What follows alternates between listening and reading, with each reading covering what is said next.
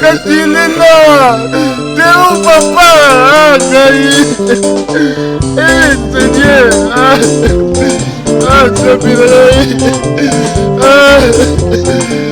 ma photocopie. Un mot par rapport à Batouao Landao, les lots Kabola Mawana, collègue Nayo, fiston Saïsaï. Alors, les Alaka, on a balodito, les Kabola Mawana, Baninga ou Bazipasi, donc c'est ça. Donc, ils ont le quoi, nous autres, surtout le beaucoup à gauche, qui passe, nous autres, on vient passer.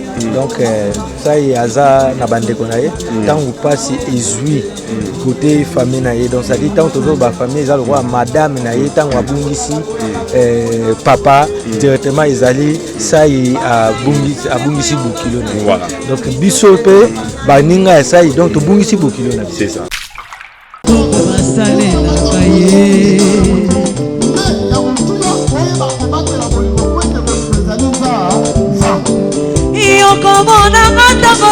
Donc papa Ngiaba na yeba qui était mais déjà Véron Ngiaba tout a yebi Véron. Donc on parle de Véron Ngiaba, madame Sai. Donc et puis Talaka. Véron Ngiaba déjà coupé le papa. Donc là on a obligé na ya. Voilà. Yango moni na la ndie vraiment na matanga après ça la bien. Babito là ba baso là. Voilà. Alors moi message qui est surtout mingi na maman Véron Ngiaba wa perdre être cher na papa na ye moi maloba na part na yo pour na reforter. Donc nécessaire condoléances. On a passé bien ba courage nzamba pesa makasi. Yango vraiment na ko rendre bango marche.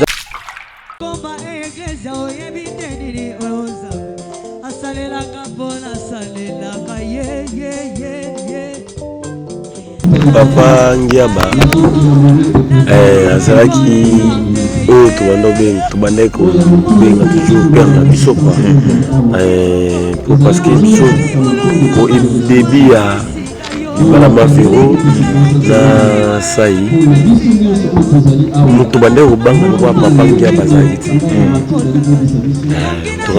tolobanga mpe lokwa papa Ngiaba azalaki ti mapesa ebele ya koloba tellement papa azalaki moto akanda trop. Tous en un témoignage.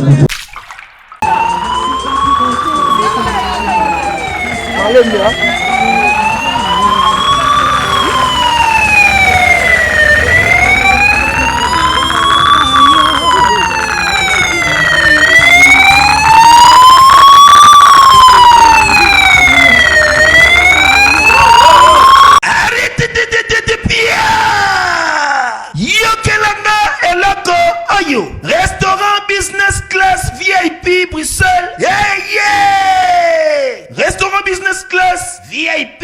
Yeah, yeah. Ouais, ça n'a pas cuisine spécialisée dans ndenge ya mukiete lokola. Cuisine spécialisée congolaise pe africaine. Awa soki okoti. Biloko tu ya mboka. Okoliango joli kitoko. O makayabu. Kwanga. Mbinzo. Ndakala. Okoliango joli kitoko awa. Bilubutu. Elamba maka awa. Bongo biloko ya kotumba lokola soso. Ntaba. Mbisi. Awe tumba maka joli kitoko na niveau ya kosakana te. Olie ozamo bimba. Na restaurant business class VIP. Na Bruxelles. Bazali pe na mobange na salle oyo. Ba organizaka activité ya ndenge na ndenge lokola ba soirée, ba anniversaire, mariage, conférence, pe ba activité mususu ekoki kosalema awa. Oso na ngai soka zali wapi? Restaurant business class VIP na Bruxelles. Ezwami na adresse oyo. 39 boulevard Jubilé Bruxelles 1080. Métro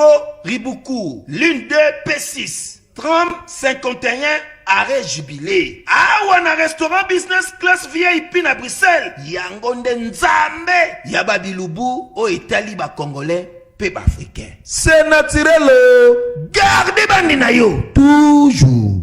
Placide et Bio, le patron de business class.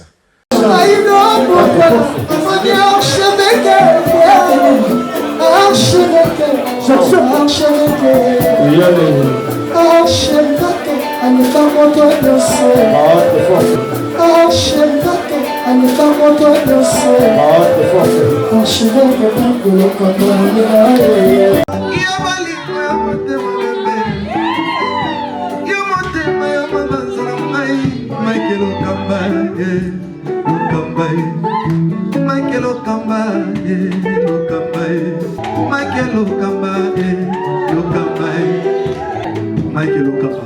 Au Monitigoyo, l'artiste c'est l'improvisation. Na honoré dans l'émission.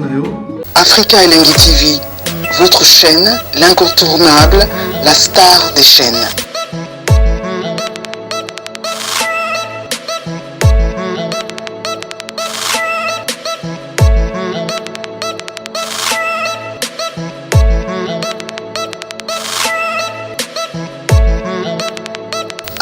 Africa Elengi TV, la magie de l'info.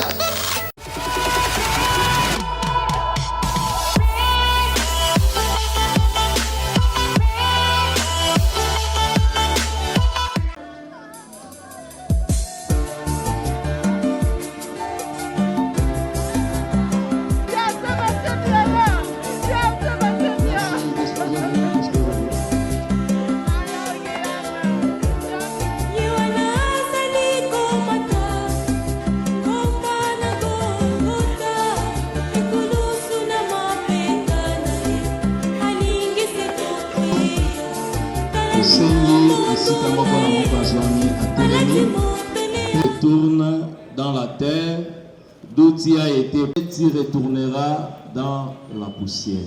Amen. Malobanayo et lobama. Ezana motote akoki kobalola yango. Oyoyo loba etikala lolenge wana kino na suka ya ikeke na biso. Olobaki ete toutaki na mabele tokozonga pe na mabele. Papa ngiaba utaki na mabele lelo pe tozokende tika ye na mabele. Tika lokomoke oyemba des strophes. Bazana programme des strophes. Des strophes tokati Ponatan. Mboke jaliliko pona bango balingi peye bango pe bakoyo kakayezu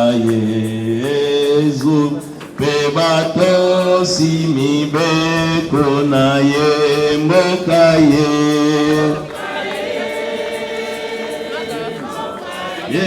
mboka yesu Yesu bakese konye mboka ye mboka ye kanabo moina ye bakoyanga na yonso bandimi pubasaleli ye awa mboka ye mboka ye moko yo oyo pesaki biso tataleki yo oyo pesaki biso yaya yo oyo pesaki biso leki pe osili kozwa ye nyonso wana ezalaki volonté na yo kasi ezalaki volonté ya moto ya mokili te tobondeli na kotonda nzambe nzambe na lola nzambe na bikamwa yo oyo osalaki mokili na maloba pe esalamaki kotamokolo ya liboso kino mokolo ya mitano osilisaki bilei nyonso pe mokolo ya motoba oyaki kosala biso bato ezaki yawe ya solo maloba na yo eza na nguya pe lelo ezokokisama tindaki akufaki asomaki na mabele pe osekwisaki ye biso pe toza na eliki ete bayeba kondimela yo bayeba kosalela yo bayeba bomo ya moko na moko na kombo na Yesu tobondeli bongo amen. Merci tozokoba na programme tolingi koyoka biographie ya papa na biso ebongo tobengi vraiment to pesa mitema na biso na oyo sika baleka na kotangela biso. Biographie du bienheureux papa Augustin Ngiaba Bondo. Nous nous posons la question de savoir qui est celui qui nous réunit en ces jours. La personne que nous pleurons répond au nom de Augustin Ngiaba Bondo, affectueusement Yaogi. Fils du bienheureux du bienheureux Rémi Fakama Ekwemboui et de Maman Mankolo. Issu d'une famille de 3 enfants, dont il est l'aîné, paix à son âme.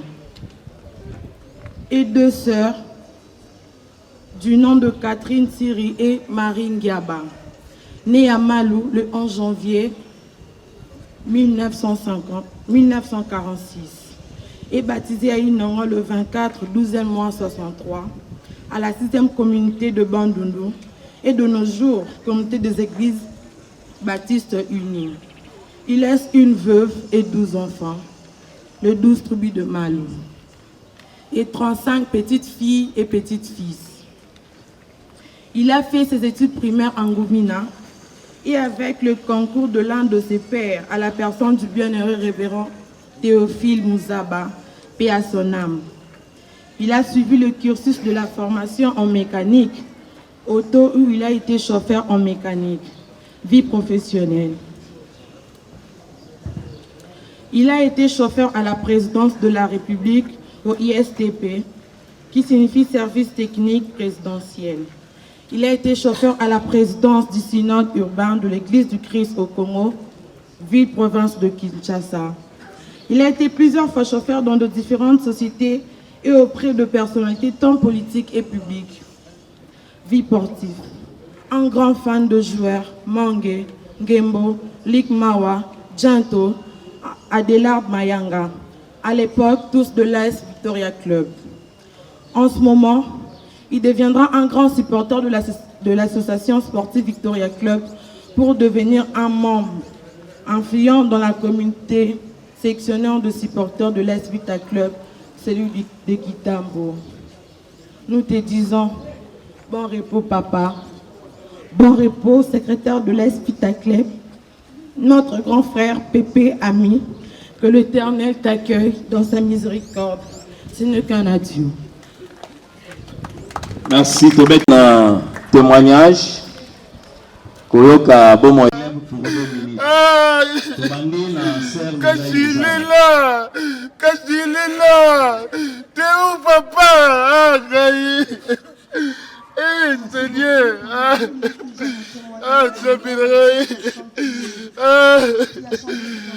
ma photocopie. Je dirais quoi, mes enfants? Je dirais quoi? Pourquoi tu m'as... Eh Seigneur, non papa, non, tu m'as blessé papa. Quand il est là papa, quand il est là, eh Seigneur.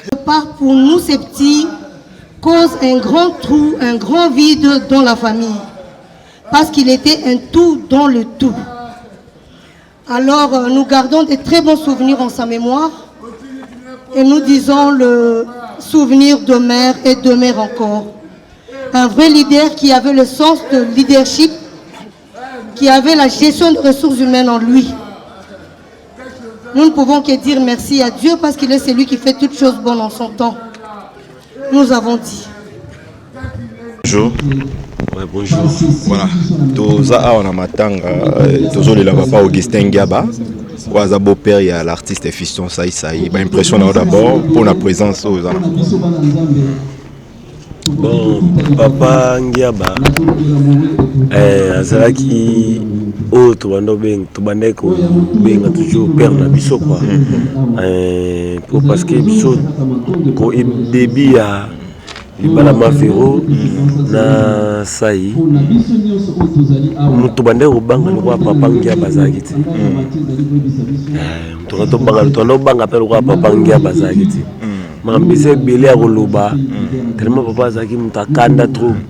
Nous avons un témoignage. Oui. Je vois bien tant aux obéis dans les solos, vous savez qu'il y a papa Ngiaba de son vivant. Qui est très bien. Voilà. Très bien frère. Il s'est dit nini autant ni nous sur le solo ganaye, eloni papa Ngiaba a marqué par rapport tant aux autres opportunités on a au solo parce que aux amouteux quand même au passé à bon moment la Fiston Saïsaï, au travail ensemble et tout ça. Papa Ngiaba tout est moi historique mouké.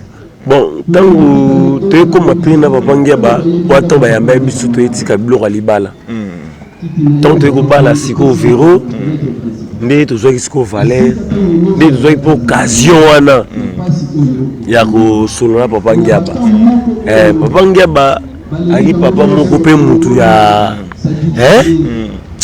bon kosekisa grand véhicule bien mpena nde omoni wana mwana veya mwana te me tata veya voilà parce que tomoni drapeau ya oui tata penza ya veya na cercueil voilà tata veya penza akoko bando koexplike omoni nga na lingi moni vita ko biso bango ndeti nga ndo sane nga mpe na véhicule bien mais so na ye mpo nasekisaka apere tozala bien fona koma motayimana mpona tombola pere dans le sens wana quoi mais vraiment papa bien papa na biso vraiment tosanga na nzambe ayamba molimo ni apema na kimia c'est ça bona rôle baka yango voilà un historique mukia papa Ngiaba souvenir mukia ozanango souvenir ando baka faut que na courage na vie bo mitika te lelo bat bo se kablo pour la théâtre mais le boza mutu boza la bato ya wo lelo pe toza bato bon tout ça battu comment le responsable tout futaka ndako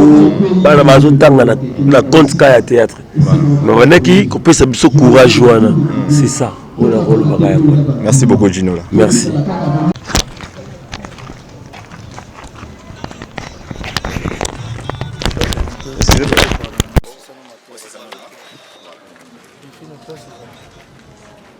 Amen. Bonjour bien-aimés.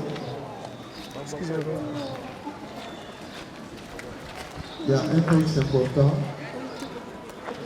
que nous s'adresser à ses enfants, à sa famille biologique, pour le respect à la parole de Dieu, et puisque pour la lecture de ces ordonnances et préceptes divins. Nous allons lire Tokotanga na 1 roi, chapitre 2, Okana Mibale Aba Konzi, Kaboya Mibale, Naba Milongo Oyamine et Bandeli, c'est-à-dire du 1er au 4e. David approchait du moment de sa mort et il donna ses ordres à Salomon, son fils, en disant: je m'en vais par les chemins de toute la terre. Fortifie dans ses voies et en gardant ses lois, ses ordonnances, ses jugements et ses préceptes, selon les 6 dans tout ce que tu feras et partout où tu te tourneras. Afin que l'Éternel accomplisse cette parole qu'il a prononcée sur moi. Si tes fils prennent garde à leur voix en marchant avec sur le trône d'Israël. Le second texte, c'est Romains chapitre 8, de l'amour de Dieu manifesté en Jésus-Christ, notre Seigneur. Merci. Nous allons acclamer pour ces paroles. Cœur de Dieu. Un homme qui était très humble, quand il commet une bavure, il simulait facilement. Asali lisumu amikitisi asengi bolimisi na batu na ye population na ye oyo azalaki kokamba. Un roi préparé, un prince préparé pour son devenir. Et voilà son père l'appelle, dit: mon fils, viens. David était averti, il était déjà fini, prêt à partir laisser ce monde. Il dit: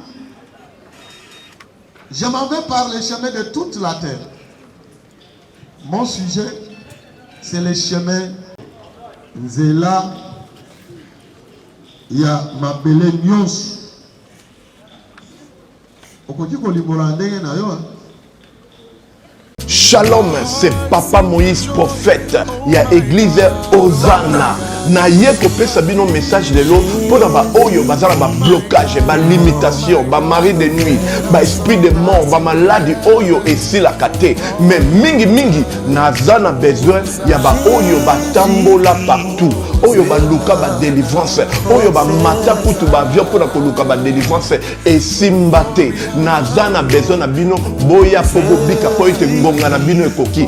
Awa babenga yango terminus awa nde ezali esika bademo nyonso tu basukaka moto moko nana ya awa te azwa délivrance ya bika te nana esalama te bango nyonso tu babika avant kutu boya bofukama bosenga saint esprit alakisa bino soki papa Moïse azali ya ye ou bien ya ye te akorépondre bino tout de suite bokota na YouTube bobeta Papa Moïse Prophète TV bokomona ba témoignage ya bato belé oyo babika déjà oyo basala nakumisi nzambe ya Osana nakumisi nzambe papa Moïse po abikisi nga na malade estomac na banda ko souffrir mingi na estomac ezaki soki ekangi nga nazokala te ezosala pasi tina mokongo moto ezobima ngai kolia madesu pasi babilo mosusu kolia yango très difficile depuis papa Moïse abondela mpo na ngai nazwa kimia nzambe papa Moïse asaleli ngai minene abikisi nga na estomac namelaka lisu pantomètre te nabwaka bapantomètre. Merci Jésus, nzamba pambola papa Moïse. Shalom, shalom, shalom, peuple de Dieu. J'avais beaucoup de difficultés dans ma vie. Nazaki Muntaba Régé. Un peu partout là, aux contrats, au vieux Moussala, après quelques temps, Kakaboé, Mokolo compagnie Yinio, Kabou, sans raison valable. D'ailleurs, au Koutanana prophète Moïse, le prophète Moïse, Aza, homme de Dieu. Aza homme de Dieu, tout ça va aventure. Aza vraiment Moussa Lienzambe. L'homme de Dieu a prié pour moi. J'avais des masques, mon masque a régi. Et depuis que l'homme de Dieu a prié pour moi, je vous dis, tout a changé dans ma vie. Tout a changé dans ma vie. A changé, Nyonso, Nzambe a fumé la porte. Mon prophète Moïse, que Dieu te bénisse. Depuis 2012, ils ont locaté. Docteur Baïbisanga et Bokoyokate. Là, il y a deux rendez-vous dans l'hôpital de Ménénen. Baïbisanga et Bokoyokate. Moi, je ne peux pas faire l'opération Tézati. En tout cas, la vanité de l'eau, n'a été dans le temps de bouche. Moi, je comment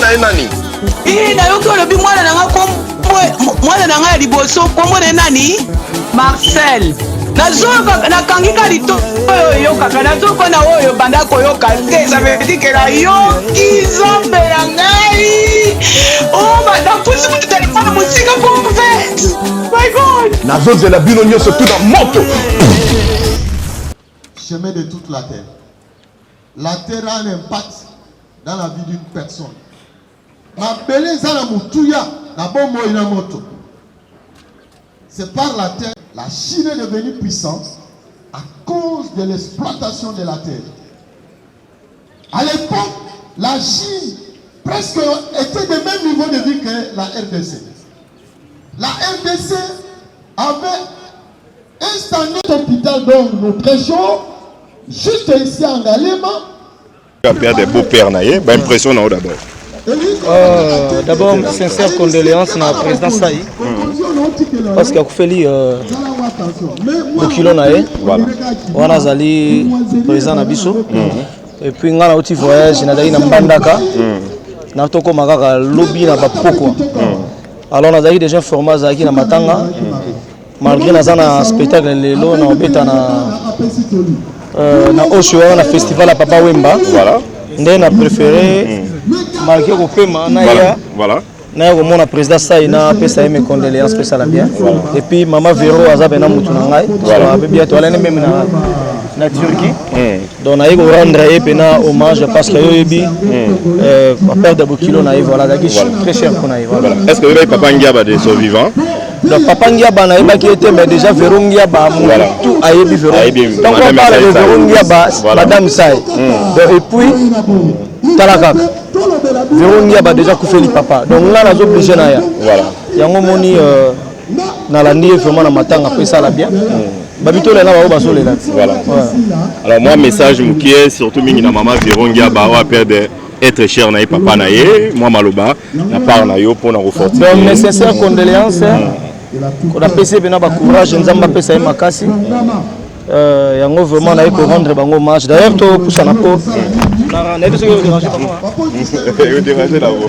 merci voilà un mot et puis tout cas même surtout tu donc merci vraiment donc on a assister président Saï voilà on a président Nabiso donc toyei kolakisa mpena bolingo mpena na ndenge ya solo kolakisa ke aza na pasi mais toza de cœur na ye mama Verongiaba epuis Magali Atakwa oyo azali leko ya Verongiaba et aza vraiment moto na nga tosolaka nde mpe bien tozalaka nde très bien donc naye kocompatir na bango et puis eloko esalinga plaisir bino bolandi biso ozomona donc mbala mingi ezalaka le mosusu artiste nde akufi mais papa okilo ya mwasi artiste akufi mais bolandi donc nga na ye vraiment mpona korendre hommage et puis napesi vraiment mes sincères condoléances vraiment na président Sai. Voilà, merci beaucoup pour la mort. Merci bien na bino pe. Voilà.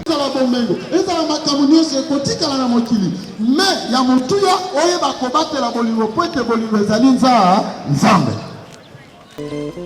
osimba na loboko ndenge moko mpe na bana beya ndenge moko mpe na famille bolingo ezala tokamwana te tozala bomoko ekosunga biso malamu parce que toza na mauvais témoignage surtout awa na Kinshasa papa akufi bana batikali kuna epai bandeko epai mwasi epai ezoteya biso tokabwana te soki liwa eye ya motuya oyeba komilengela malamu pote porefléchir bomoi na yo popréparer le lendemain pobongisa famille na yo pote double oti kozala te na nsima sala ndenge David asalaki elingi koloba asali batestament abongisaka motu wana ezosunga te corrige bomoi na yo omekolama que la parole de Dieu soit louée tozali kobondela nzambe. Amen.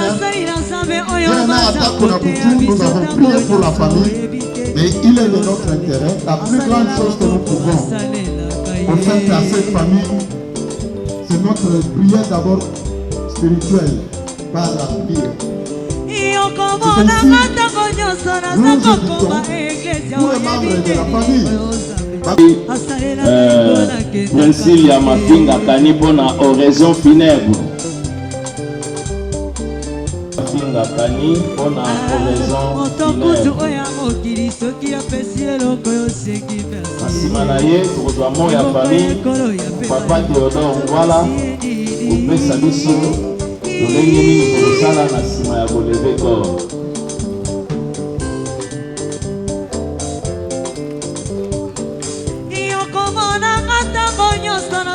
Komba eglesia oyebi te nini oza asalelaka mpona asalelaka ye ngayo nazali reconnaissante ye makambo asalelaka miyebe papoyo nauti na libulu ya masumu ya bibisinga yo esika nazalaki ya liwa ya bibisinga yo mikolo na ngai ya kovivre komekinde ya kotanga pongi na ngai na butu kaka batoto mabe nanya kopesanga loboko moto na moyaye nakanisaki libota na ngai kosunga ngai epesaki ngai mopanga nasimbaki boto na kolela ye baselekelaki ngai yo na boyo ye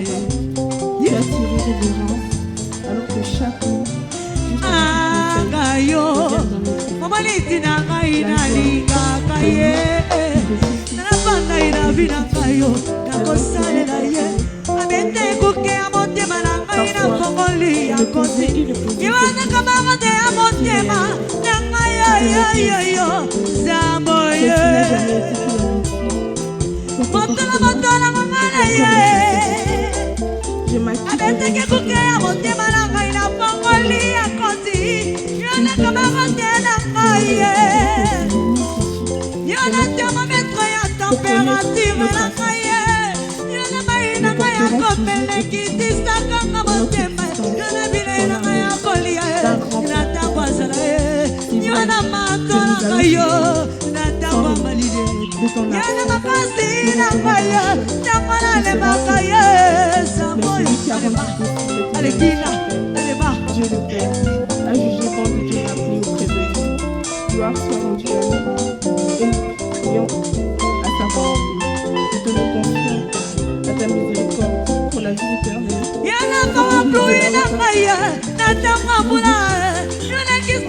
Comprenez l'émotion. Applaudissez pour la petite fille.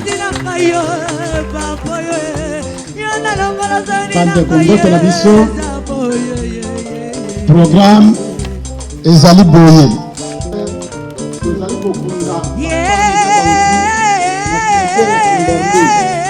soki tolongwe wana tozongi na sankopi mpona kozwa mwa ji ya pie tozali mpe na mercie bino nao nyonso te mosami banda moko na biso leki na biso bozele na biso akufa merci nao nyonso na biso amen bawele bakozwa tan te na kokenya keke babakozela na sale kokie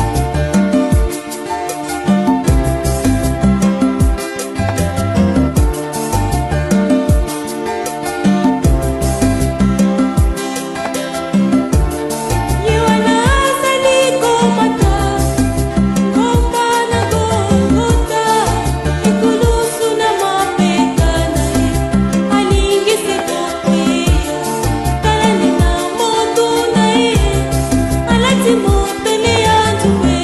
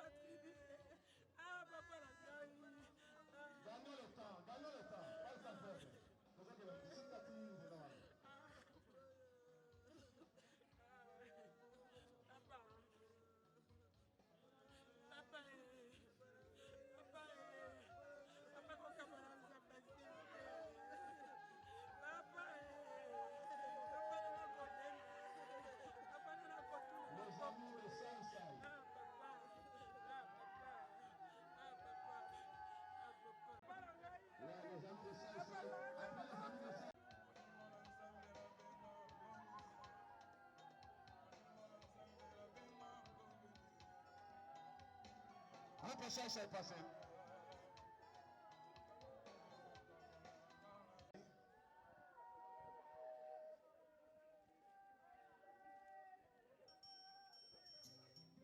crois que nous allons clôturer avec Bana Bongo.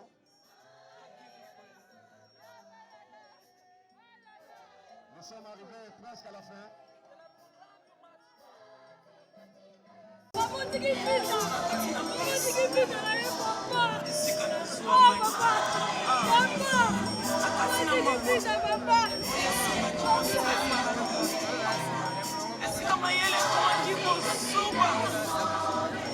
Ouais, Banavea, section du tambour.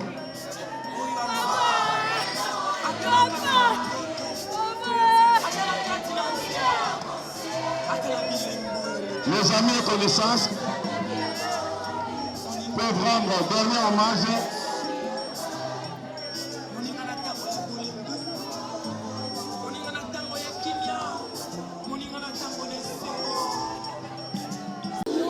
Nous allons se diriger vers le cimetière de Kimberly. Adieu. Papa Ndiaba. La famille Ndiaba remercie tous ceux qui ont assisté moralement, financièrement et physiquement. Merci de votre assistance. Adieu, Papa Ndiaba.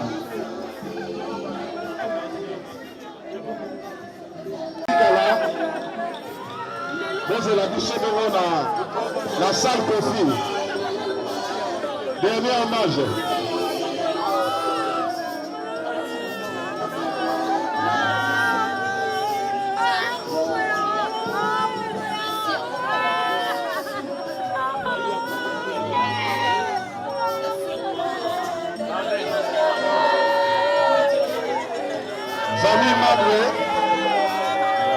Famille Maboué présente cette condoléance à la famille Ndiaba.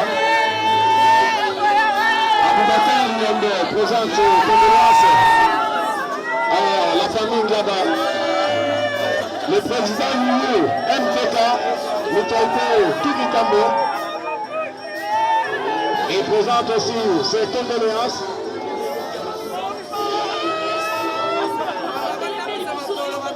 Pourquoi pas le président Ladi Zendo et Sobe qui est venu se rendre dernier hommage à la famille Ndiaba.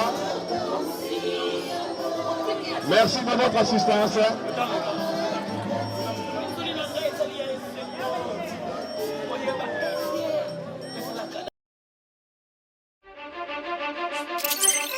Du nouveau dans vos kiosques, un nouveau numéro de votre magazine Flash Info.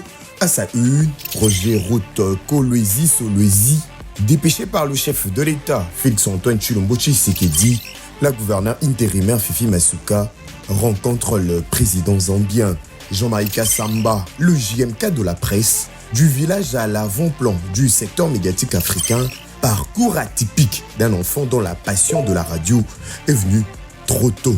Moïse Katumbi inaugure le siège national d'Ensemble pour la République dans le Haut-Katanga, précisément dans la ville de Lubumbashi, à l'Assemblée nationale, chambre basse du Parlement congolais. Christophe Mbosso, un bilan largement jugé positif. Et pendant ces temps, dans le cadre de la célébration de la Journée internationale des droits de femmes, Marie-Olive Lembe Kabila fait carton plein au stade Joseph Kabila à Kalemi. Je suis venu sur la terre natale de mon beau-père, a-t-elle déclaré aux habitants de Tanganyika. Édito de Jean-Marie Bassa, Félix Tshisekedi et Joseph Kabila, deux frères condamnés à s'entendre à lire dans le corps de votre magazine. L'office de route réceptionne le deuxième lot de nouveaux ponts à Matadi. État de lieu du leadership féminin dans le média en RDC. Communication de Pauline Boukassa, rapporteure adjointe de la commission de discipline et éthique professionnelle à l'UNPC, Union nationale de la presse congolaise. 24 pages d'information, 24 pages qui vous fait placer à la une de l'actualité et www.flashinfoplus.com pour ne rien rater de l'actualité en temps réel. À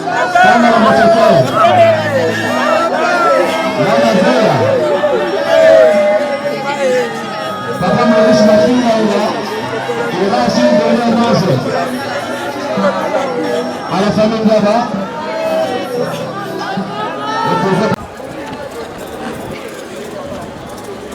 Voilà.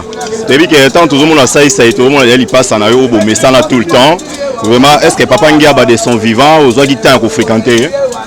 Vraiment, tous les monana dans la manifestation, souvent, tant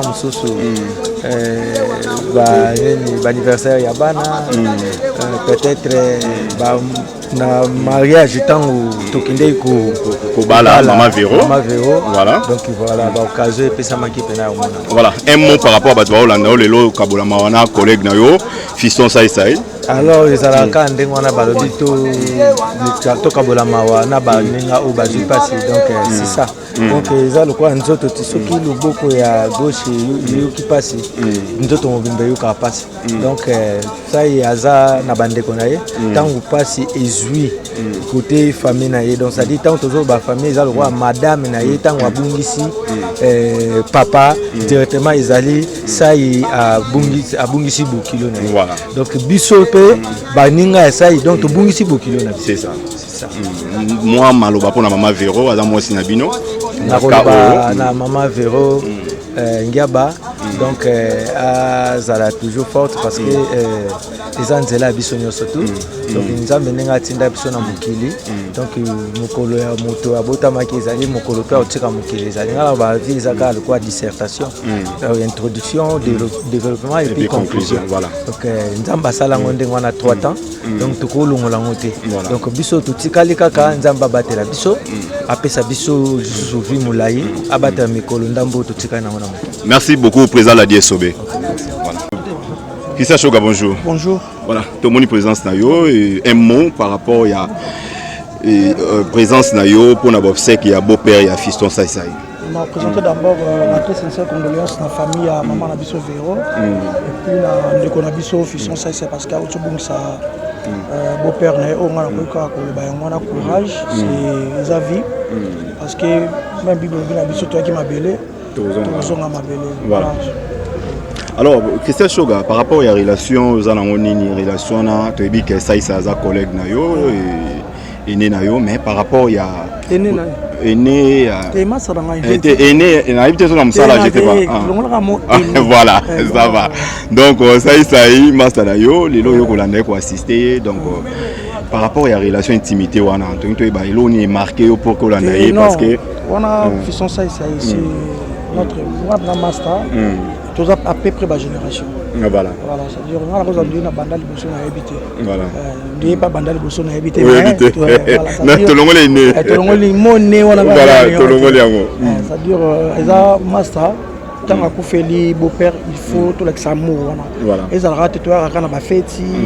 O ya to ben patron na biso ba comédien. Vraiment. On a ce que Dieu a musé na ba. C'est-à-dire tout l'andipo tout kabla tout l'axakino on est de cœur avec fiston Saïsaïna Mama Véro amona ke tozaka ba mina théâtre te médecine na famille tozali et on doit assister parce que tout le monde quand même tout le monde a mingi dans ce comédien kufi ne bolanda ka mais tout le monde na beau père na kufi mais ba comédien pe na boza présent beau kabla mona ya mo pe na ne tike bisoto tout le monde bolingo wana donc on a parlé na yo ça dit biso to l'axaka amour tozala vers bande qu'on a biso to ina ba champion qui voit pas comme les autres c'est-à-dire tu ko l'axaka ke bolingo tozala na to lingaka ba fetité c'est-à-dire na tango ya passe il faut toi ko assister moninga mona ke toza de cœur na ye ça veut dire que ba très c'est ça qu'on laisse sous na Mama Véro courage tala ko bungisa papa kozala orphelin de père ils ala vraiment facilité ça difficile mais courage na ye na bike les anzela na biso nyonso mais na bandeko batikali rachetons le temps car les jours sont mauvais c'est-à-dire bandeko tout botlandi na télévision bomilengile parce que liwo ezali. Voilà. Merci beaucoup Christian Choga.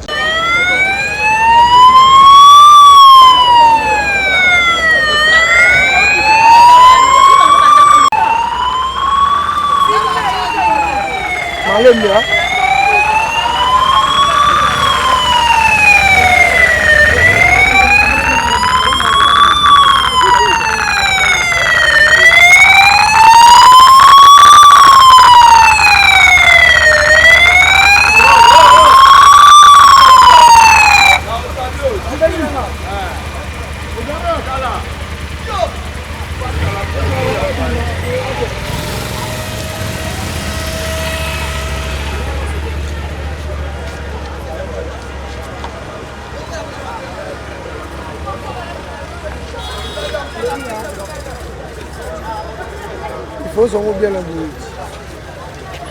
Balola. Balola pose en des jeunes en route.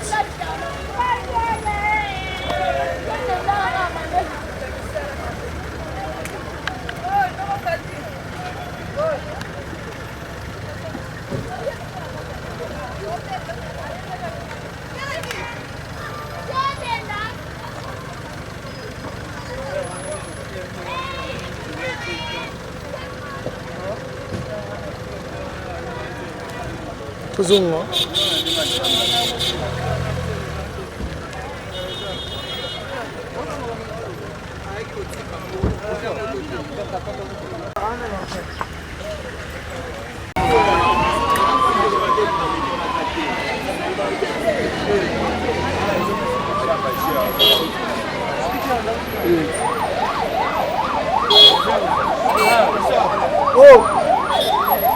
Oh, oui. Voici c'est nous le support.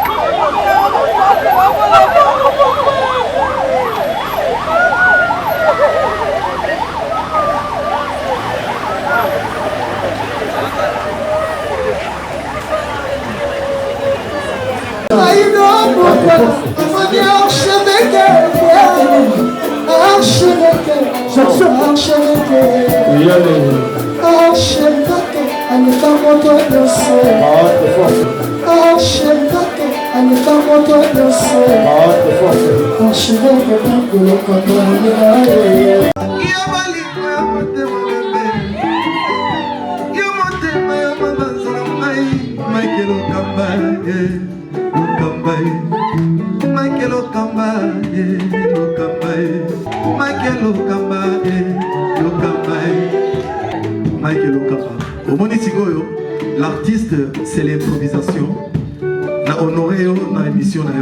Africa Elengi TV, votre chaîne, l'incontournable, la star des chaînes.